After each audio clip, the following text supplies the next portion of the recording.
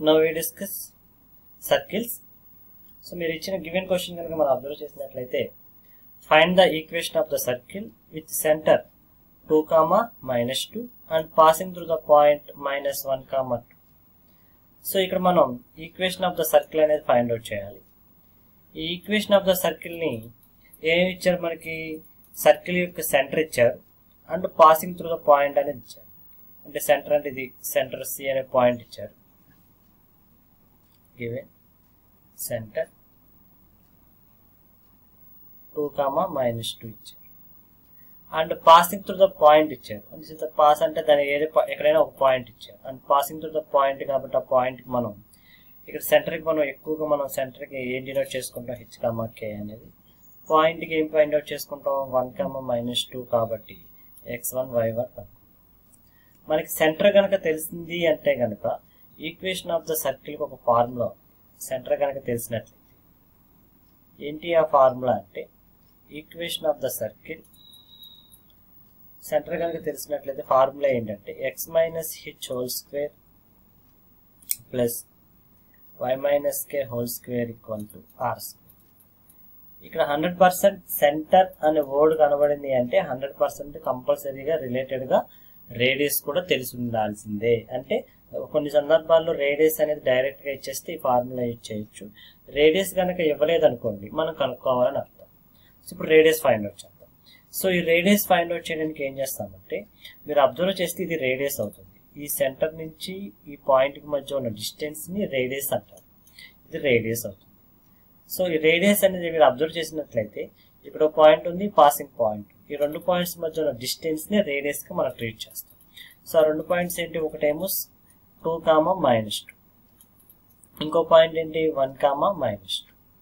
So ఈ రెండు points మధ్య కాబట్టి దీనికి ఆల్రెడీ ఒక నేమ్ పెట్టేసుకున్నాం కాబట్టి ఏమవుతుంది, దిస్ ద x1 y1 అని, దిస్ ద x2 y2 అని పేరు పెట్టుకోవచ్చు.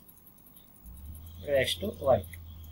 ఇప్పుడు మన రేడియస్ ఫార్ములా ఏంటి, డిస్టెన్స్ బిట్వీన్ 2 పాయింట్స్ అంటే మనకు లోయర్ స్టాండర్డ్స్ లో ఉంది x1 - x2 whole square plus y1 - y2 whole square. ఈ ఫార్ములా కనుక మనం అప్లై చేసినట్లయితే x1 అంటే ఎంత వస్తుంది, 2 - 1 హోల్ స్క్వేర్ ప్లస్ y1 అంటే -2 -+2 అవుతుంది. జాగ్రత్తగా సైన్స్ చూసుకొని వేసుకోండి. అంటే x1 - h2 2 - 1 whole square -2 + 2 whole square. 2 - 1 అంటే ఎంత వస్తుంది, 1 స్క్వేర్ అంటే 1, ఇది 0. ఫైనల్గా r వాల్యూ ఎంత వచ్చింది, 1 వచ్చింది. కొన్ని సందర్భాల్లో √5 √13 వస్తుంది. అటువంటి సందర్భాల్లో మీరు మిస్టేక్ చేసామని మాత్రం అనుకోమాలి. ఓకే, ఇప్పుడు మనకు r వాల్యూ కూడా తెలిసిపోయింది కాబట్టి ఇప్పుడు మన equation of the circle. So equation of the already మనం ఫార్ములా అనేది రాసుకున్నాం కాబట్టి అగైన్ రాయాల్సిన నీడ్ లేదు. సెంటర్ అని వర్డ్ కనబడింది అంటే 100% రిలేటెడ్గా రేడియస్ కనుక్కోవాలి అర్థం. కొన్ని సందర్భాలు పాయింట్ సర్కిల్ అంటారు, రేడియస్ ఇవ్వడు. పాయింట్ సర్కిల్ అన్నప్పుడు రేడియస్ ఇవ్వకపోతే we take r value 0. Unit circle అంటారు, రేడియస్ ఇవ్వరు, వి టేక్ r వాల్యూ అని తీసుకోవాలి, 1 తీసుకోవాలి. అలా మనం జాగ్రత్తగా చూసుకోవాలి. సెంటర్ అని వర్డ్ కనబడిందంటే ఈ ఫార్ములాని యూజ్ చేయాలి.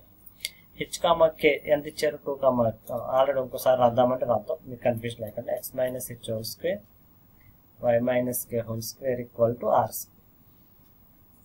h వాల్యూ ఎంత ఉంది, x - h అంటే 2 హోల్ స్క్వేర్, y - k అంటే -2 -2 + 2 whole square equal to 1 square.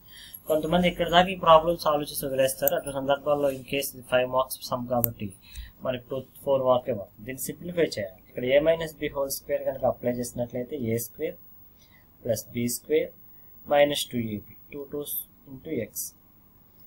ఇక్కడ y + 2 హోల్ స్క్వేర్ అంటే a + b హోల్ స్క్వేర్ కనుక అప్లై చేసినట్లయితే a square plus b square plus 2ab అవుతుంది. r స్క్వేర్ అంటే ఎంత అవ్వాలి, దీన్ని సింప్లిఫై కనుక చేసినట్లయితే x square plus y square 2 2s ఎంత -4x 2 2s ఎంత 4y 4 + 4 ఎంత అవుతుంది 8 ఈక్వల్ టు 1 అవుతుంది. 1 అనేది మనం RHS సైడ్ కనుక తీసుకొచ్చినట్లయితే 8 - 1 అవుతుంది. x square plus y square -4x plus 4y plus 7 equal to 0.